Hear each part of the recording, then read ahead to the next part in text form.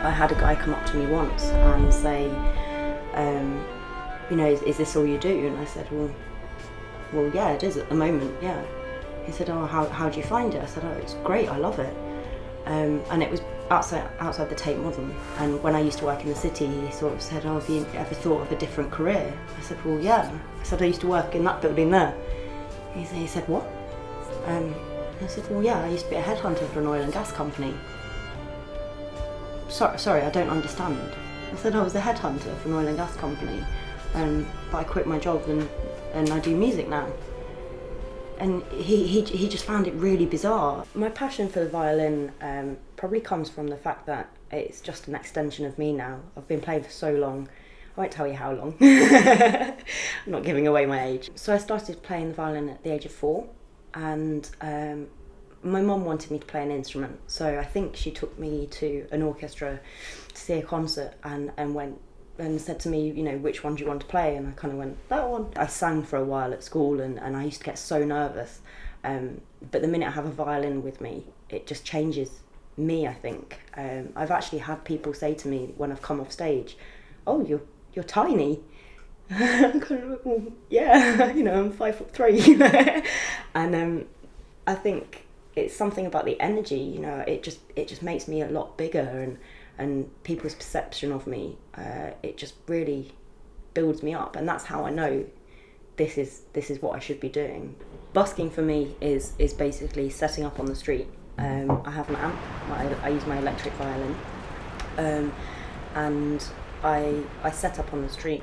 I have my violin case open, I play, people put money in. Some people have called me a beggar, others have sort of, they really don't understand what it is, and for me it's just displaying my passion, displaying the art, especially outside the Tate Modern. It's an art gallery, you know, what I'm doing is art. I'm here with a purpose, I'm going to be here for an hour. I'm not begging for the whole day, I'm not desperate for money, I don't need your help. It's nice if you want to give a donation or take a CD and give me a donation for the CD, but I'm not homeless. Yeah, this is my career and this is what I'm working towards. A lot of people give me a positive response, yeah. There have been a few negative responses. A couple of residents got a little bit irate because, I don't know, for some reason I seem to either invoke hatred, which is so extreme, and I can't quite understand how I can invoke so much of a reaction in somebody just by playing the violin. But the majority, like 98%, is positive, and I get a lot of positive responses. You know, I've had people come and say to me that I've literally made their day. They've had a horrible day and they just kind of stood and listened for a couple of minutes, and it just really lightened their day, and then they went home and it was a lot better. But the negative responses are quite hard to deal with because they are so negative. Just out the blue, full-on hatred. I mean, when somebody threatened me with pliers to cut my violin, throw it in the river, and I always try and stay really calm because I find that's the best way to deal with it.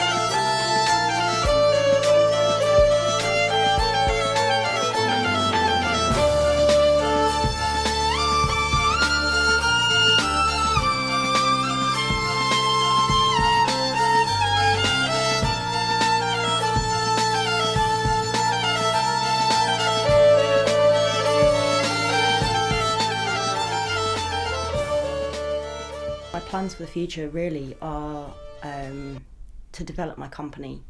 I know there's an age limit on musicians.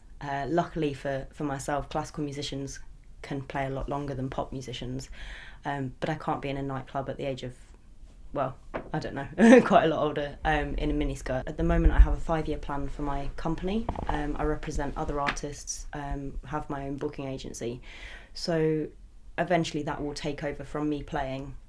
I'll still get myself bookings, but that might then, as I get older or have a family even, that might take a back seat and my company will shine through. And hopefully that will take off, and then I can provide help to other musicians and gigs like the ones I've been doing, hopefully. I always get a moment, sometimes even when I'm busking, I just think, you know, this is my life, I love it, absolutely love it. And let alone when I'm on stage in the Caribbean or the Middle East, and I always have that one moment, and if I'm playing with somebody, I'll always say, you'll see it, because I just look at them and I just say, just give me 2 minutes.